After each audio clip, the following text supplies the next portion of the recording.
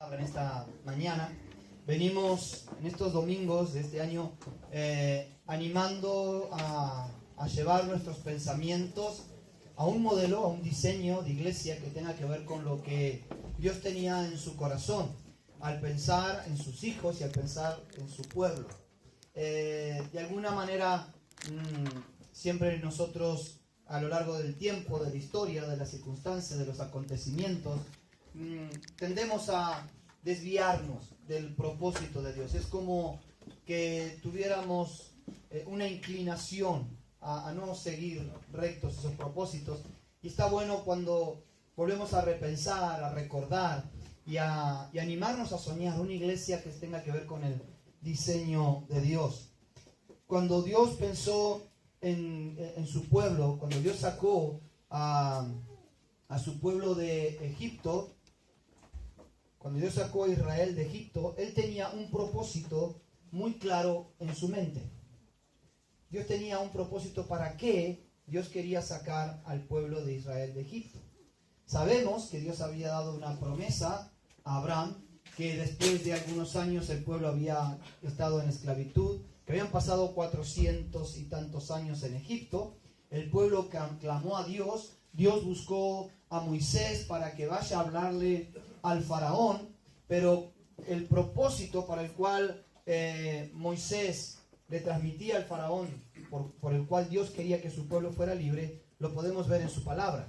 Dice: y dile, Jehová, el Dios de los hebreos, este es el diálogo entre Moisés y el faraón.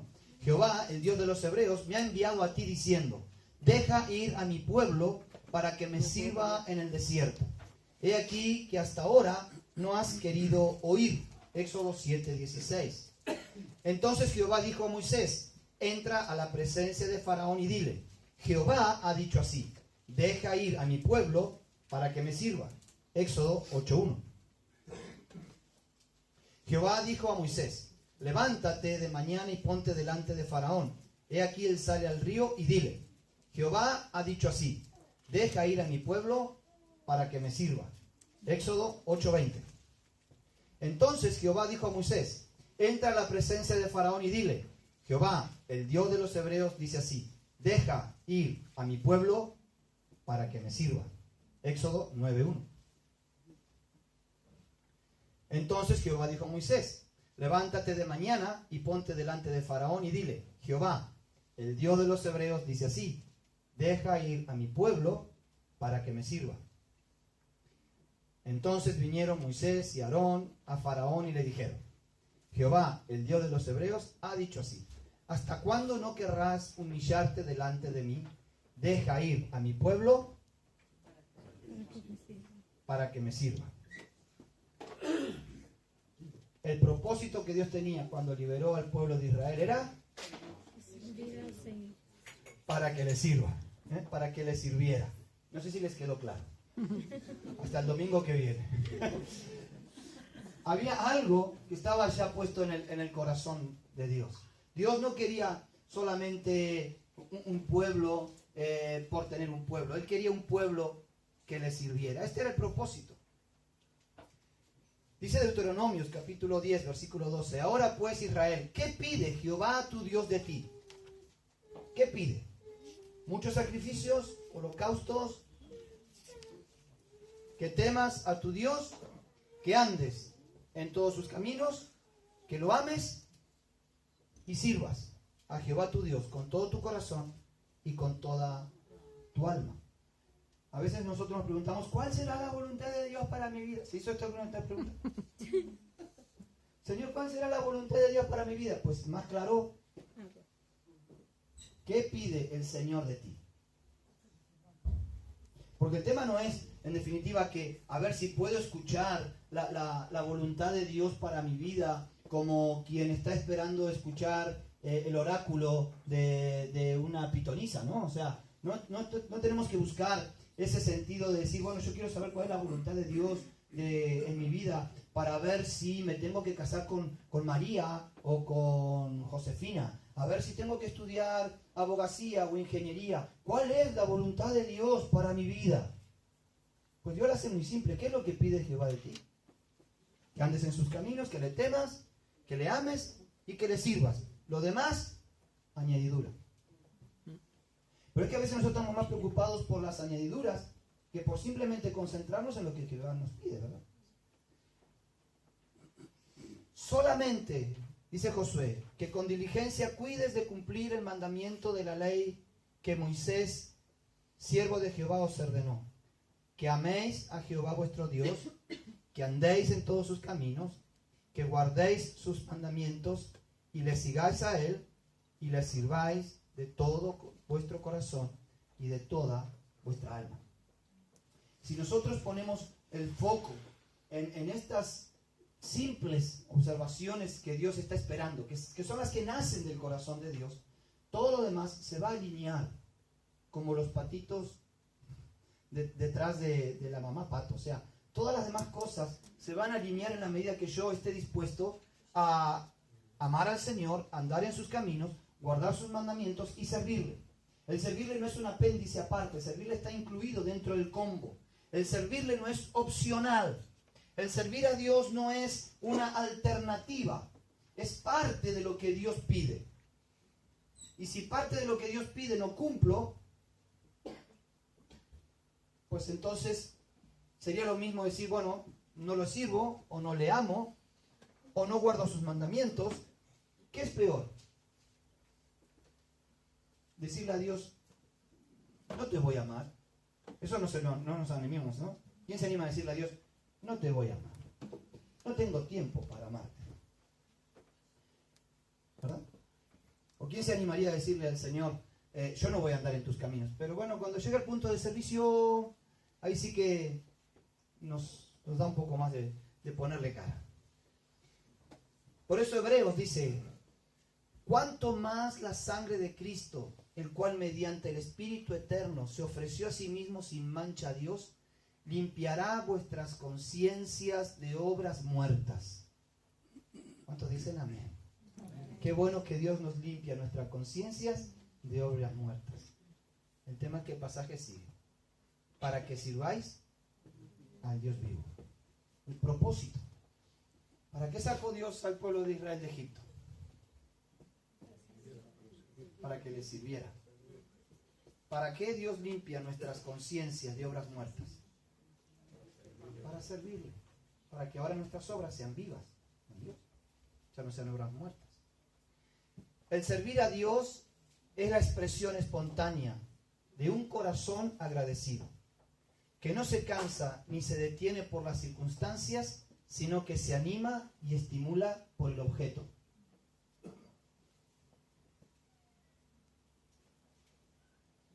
De vuelta porque me costó pensarlo.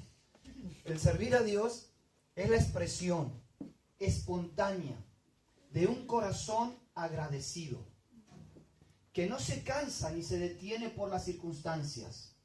No son las circunstancias que me motivan a servir. No son las circunstancias las que me frenan de servir. Si yo miro el viento, no siembro. Y si yo miro las nubes, no cosecho. Dice Eclesiastés.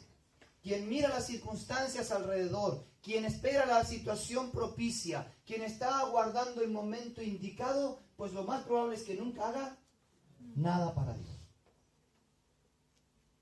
¿Verdad? Yo pensaba, la veo Solano, ¿no? Y pensaba en su esposo que trabaja ahí en el campo sembrando. Y que cuando llega el momento de la siembra, Y que si es tu cumpleaños, ¿qué hace él? ¿No? Tiene que ir a sembrar. O sea, y si es primero de año, tiene que ir a sembrar. Porque cuando llega el momento. No se miran las circunstancias, cuando hay que hacer lo que hay que hacer. Pero cuando pensamos en Dios, pues bueno, esperamos que todo sea ideal. Que todo sea, que los planetas se alineen, que las circunstancias sean favorables, que las situaciones me convengan. No son las condiciones las que me frenan, sino me anima y me estimula el objeto de mi servicio. ¿Por qué yo sirvo a pesar de los problemas? ¿Por qué yo sirvo a pesar de mi falta de tiempo? ¿Por qué yo sirvo a pesar de mis limitaciones? No por las circunstancias, sino por el objeto de mi servicio, que es el Dios al quien amo y en quien estoy agradecido por lo que ha hecho por mí. ¿Entendemos? Cuando tú te sientas que hay circunstancias que te quieren frenar, porque las hay, tú mira el objeto de tu servicio. Pasa por encima de las circunstancias y mira, ¿por qué estás sirviendo a quien estás sirviendo? ¿A quién estás sirviendo? ¿Y por cuál es la razón por la cual lo haces? Dice, al salir de la sinagoga, estaba hablando de Jesús con sus discípulos, vinieron a casa de Simón y Andrés con Jacobo y Juan. Y la suegra de Simón estaba acostada con fiebre. Y enseguida le hablaron de ella. Entonces él, Jesús, se acercó y la tomó de la mano y la levantó. E inmediatamente le dejó la fiebre y ella le servía. Porque es la actitud espontánea de un corazón agradecido. Yo no sé si has estado algunos días con fiebre, pero cuando te levantas, cuando te logras levantar de la cama después de unos días con fiebre, estás hecho polvo, ¿no? A veces te sientes débil, te sientes desmotivado. Sin embargo, ella en cuanto se levantó, le servía. Porque es... Ahora, no es que Jesús le tuvo que decirle, a ver, si nos entendemos, ahora que te levanté, a ver si me sirves. No. No fue la acción obligada. Fue la acción espontánea de un corazón agradecido. Ellos dijeron, Pablo y Silas junto al carcelero de Filipos, cree en el Señor Jesucristo y serás salvo tú y tu casa. Y le hablaron la palabra del Señor a él y a todos los que estaban en su casa. Y él, tomándolos en aquella misma hora de la noche, les lavó las heridas. Y enseguida se bautizó él con todos los usos, y llevándolos a su casa, les puso la mesa, y se regocijó con toda su casa de haber creído a Dios. ¿Cuánto tiempo tardó el carcelero en empezar a servir a Pablo y a Silas? ¿Y por qué lo hicieron? ¿Por qué lo hizo este carcelero? Una expresión, una acción espontánea de un corazón agradecido. Una acción espontánea de un corazón agradecido, que no se condiciona ni se detiene por las circunstancias, sino que se estimula y alienta por el objeto de su servicio. Ahora, ¿cómo traducimos cuando pensamos en servir a Dios? ¿Cómo lo traducimos en nuestra vida práctica? ¿Cómo lo traducimos en el unos con otros? ¿Cómo traducimos esto? ¿No? Porque algunas personas a lo largo de la historia han pensado que servir a Dios era encerrarse en un ministerio y encargarse de prender las velas, apagar las velas cada noche, de prender el incienso, y que eso era servir a Dios. Que servir a Dios tenía que ver con estar haciendo algo en cuanto a la liturgia, o en cuanto al templo, o en cuanto a las cosas sagradas.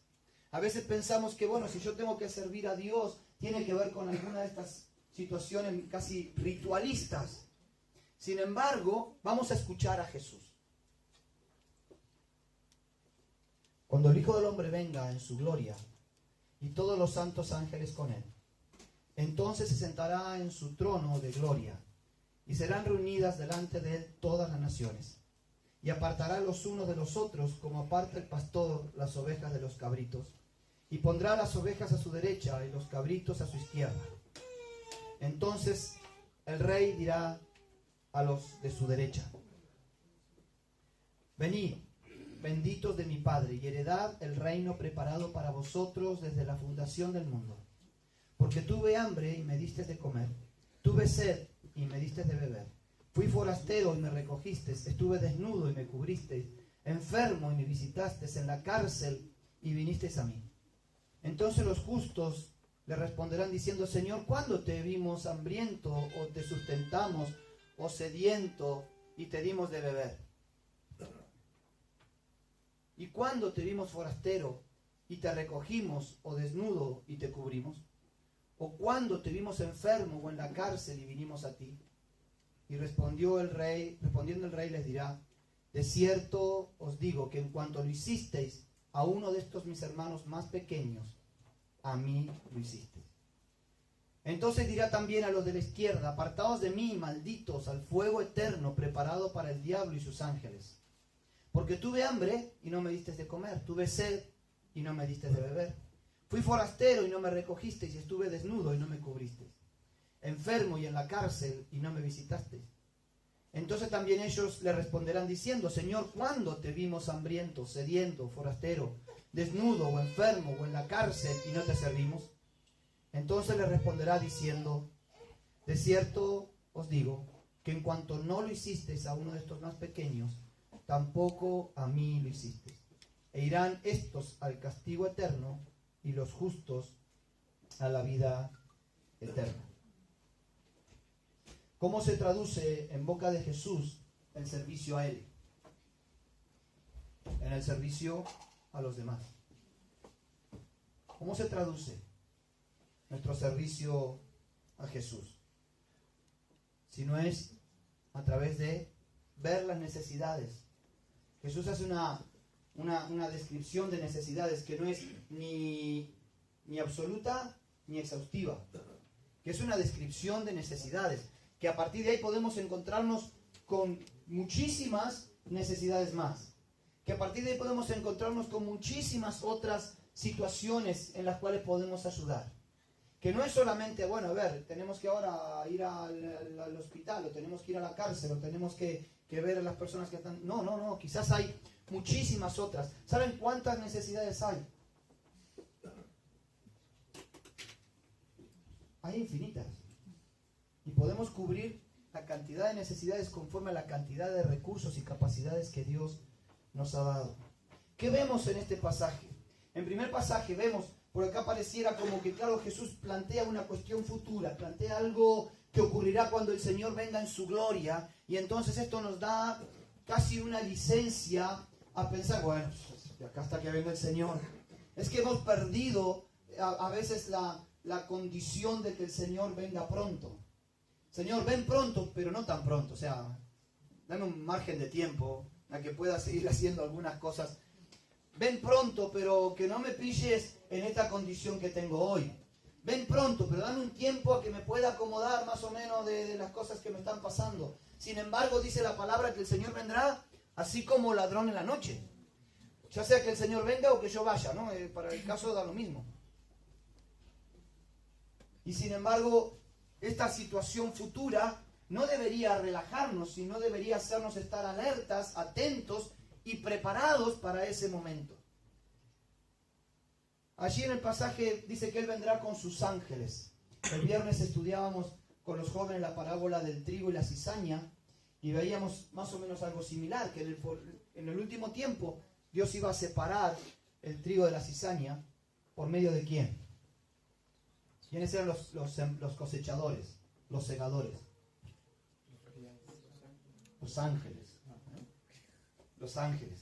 Y bueno, allí está. Va a haber un momento en que las cosas se van a separar. El criterio de ovejas y cabritos, el criterio de trigo y cizaña, pues Jesús lo plantea aquí. A uno les dirá el reino por ser ovejas. Claro, no son ovejas por hacer estas cosas. Pero es lo que se espera que hagan. A ver, una oveja no es oveja porque diga me. Dice me porque es oveja. Pero lo cierto es que no se espera que una oveja diga wow. Si tú te encuentras con una oveja que dice wow, vendela. Mala cosa. O es perro vestido de oveja, o hay que ver que alguien se metió ahí en el corral sin permiso. Pero es que nadie se sorprende de que una oveja diga me, porque es su naturaleza. ¿Me está entendiendo? Jesús dice, va a separar las ovejas de los cabritos o los justos de los injustos en función de sus hechos. No por sus hechos, sino porque sus hechos van a demostrar lo que son en su esencia. Esto no quiere decir que si yo visito enfermos y voy a la cárcel a ver a los presos y doy mis bienes para ser entregado a los pobres, Dios me va a poner a la derecha. Dios me va a poner a la derecha si soy oveja. ¿Está entendiendo? Dios me va a poner a la derecha si soy trigo. Me va a poner a la izquierda si soy cizaña o si soy cabrito. Pero, obviamente que lo que la oveja se espera que haga es lo que tenemos que hacer. ¿Y qué era lo que se esperaba que hiciera? Fíjense que lo que ellos dicen es, ¿cuándo te visitamos cuando estabas enfermo? ¿Cuándo fue que lo hicimos? Y Jesús le dice, bueno, sí lo han hecho. Sí que lo han hecho. ¿No se acuerdan cuando fueron a ver a don Manuel, que estaba internado? Ah, sí, bueno, pero no estabas tú. Pero cuando lo fuiste a ver a él, era como que, mira vos, ni me daba cuenta. Cuando nosotros servimos a Dios, el servicio es un estilo de vida en el cual hacemos las cosas sin darnos cuenta. Cuando el servicio se transforma en un estilo de vida, tú sirves y te parece lo más normal del mundo. Y tú sirves y te parece lo tan normal del mundo que te parece extraño el que no lo hace. El creyente que ama a Dios no le parece extraño cuando ve actitudes de otro creyente que no hace cosas que Dios espera que haga. ¿Qué cosa gloriosa hacemos nosotros al congregarnos, por ejemplo? ¿Hacemos alguna cosa gloriosa? Pues no, ¿por qué? Porque se espera que el creyente se congregue. De hecho, lo raro es un creyente que no se congrega. Eso sería lo raro. ¿Tendría que ser raro un creyente que perdone y que ame? Pues no. Porque es lo que se espera que haga un cristiano. La mayoría de los cristianos apartados, que lamentablemente aquí en Argentina y en todos lados conozco, no tiene que ver con su relación con Dios. Tiene que ver con no entender cómo el otro que es cristiano, en vez de decir me, dice wow. Entonces, hay tantas oportunidades para el servicio que no tendrían que ser parte de un programa necesariamente, que no tendrían que ser parte de una directiva, que no tendría que venir como un mandamiento, tendría que ser como algo pues natural. ¿Qué se espera que haga un hijo de Dios? Pues que pueda poner sus dones y sus talentos al servicio de los demás. Que podamos activar lo que Dios ha puesto en nuestras manos. Vuelvo a decir esto, no eran méritos para llegar a ser ovejas. Era lo lógico que se esperaba de una oveja. Nosotros servimos a Dios y debemos servir a Dios a través del servicio de nuestros prójimos, no como un gran mérito, sino simplemente porque es nuestra naturaleza. De tal forma que si alguien nos dijera, oye, ¿cómo sirves a Dios? Pues mira, la verdad es que ni me di cuenta. Lo hago porque me nace. Me sale así, me brota. No puedo estar sin ver cómo sirvo a Dios. No puedo estar. Es como decía Jeremías. En un momento Jeremías, ¿se acuerdan? Dijo, no voy a predicar más. Le duró porque un suspiro de mosca. Dice que de repente sintió un fuego en él que no lo podía contener. O sea, o sirvo a Dios o me muero. Y esta debería ser nuestro sentir. No deberíamos, mire, yo me acuerdo cuando era pequeño y armábamos los equipos de fútbol en el barrio. Los que han jugado al fútbol en el barrio saben de qué estoy hablando. Se juntaban todos los chicos ahí, por lo general los dos mejores se encargaban de armar los equipos y los demás esperábamos el momento en que nos llamaran a jugar. Porque la elección venía de mejores a peores. El único que tenía el puesto asegurado era el gordito de la pelota. ¿No? El dueño de la pelota que se jugaba seguro. Pero tú estabas así. esperando, ¿no? Esperando que te convoquen para poder ir a jugar. Y cuando te sentías elegido, pues qué bien te sentías. Y te ibas al rumbo a tu equipo y mirabas a los que quedaron atrás como diciendo, ya me eligieron y me voy a jugar. Ahora Dios ya te ha elegido. Y Dios no elige por capacidades ni por recursos. Dios ya te ha elegido y nosotros tendríamos que decir, estoy listo, estoy presto, estoy más que dispuesto, estaba esperando la oportunidad para jugar. ¿Conocen a Alejo, verdad? No. Este argentino. Me suena. Una de las razones por la que Alejo vino fue para poder jugar al fútbol acá en España. Y ayer jugó su primer partido.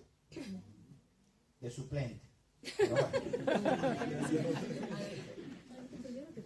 Pero imagínense que Alejo, después de hacerse 12.000 kilómetros, de haber dejado a su padre, a su madre, a su hermana y a sus 2 perros, allá en Argentina, viene acá y cuando el técnico le dice, Alejo, a la cancha.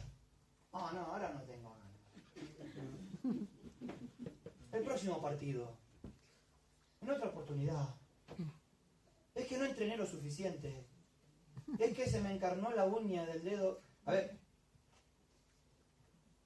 vas a jugar, estés como estés, que te caigas a pedazos.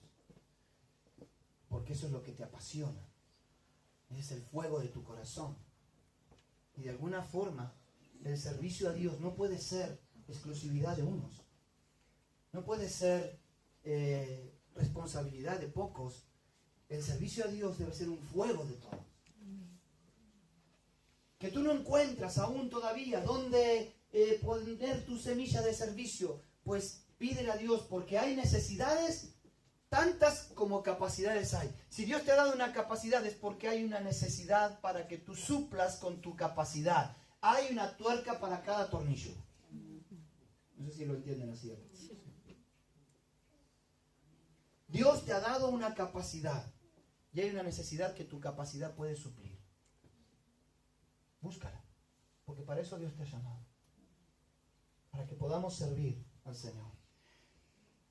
Y lo cierto es la otra parte, porque los otros también se encontraron sorprendidos. Se encontraron sorprendidos los que estaban haciendo bien, porque para ellos hacer bien era normal. A ver, ¿por qué me dices esto? Si en definitiva lo que yo hago. Se encontraron sorprendidos con lo de que Jesús, ¿no? Dijeron, ¿cuándo hemos hecho esto? Y los que estaban del otro lado también se encontraron sorprendidos. Cuando Jesús les dijo, porque estuve enfermo y no me visité, y los otros decían, ¿cuándo no lo hemos hecho? Pues cuando no haces nada, no es que no haces nada. Algo haces cuando no haces nada. Cuando no haces nada, dejas de hacer lo que tienes que hacer. Y eso afecta en el reino de Dios. En el reino de Dios no está lo neutro. En el reino de Dios no está en yo no hago nada, ni bueno ni malo. Porque en el reino de Dios lo que sirve es hacer lo bueno. Y el que sabe hacer lo bueno y no lo hace, a ver, el que sabe hacer lo bueno y no lo hace, ¡hala! O sea que pecado no solamente es fornicar, o adulterar, o robar, o matar a la suegra, ¿no? Parece que pecado también es cuando sé hacer lo bueno y no lo hago. Y entonces estos, claro, el no servicio también es un estilo de vida. Que lo hago casi sin darme cuenta. De repente pasa el tiempo y ya ni siquiera me doy cuenta de que no sirvo. Imaginémonos una iglesia. Mira, esto es casi un desafío, ¿no? Porque uno ve, estudia estadísticas, mira experiencias, comparte con iglesias más grandes, iglesias más pequeñas, y todos te dicen, bueno, los que sirven en una iglesia siempre están en el orden del 10 al 15% de la gente. Estadísticas. Hasta de igle crecimiento, de iglesias estas que tienen miles. Aunque tienen miles, te dicen, no, los que sirven son siempre un 10, un 15%. ¿Por qué no soñar en que cada uno de nosotros pueda tener un espacio en el cual pueda decir, sirvo a Dios a través de mi servicio a otros. ¿Sabes español? Quizás puedo enseñarle español a alguien que viene de afuera y tiene que aprender un idioma. ¿Sabes matemática? Quizás puedes ayudar a los chicos que están tratando de promocionar su curso de bachillerato y decirle, mira, ven, yo te voy a enseñar matemática.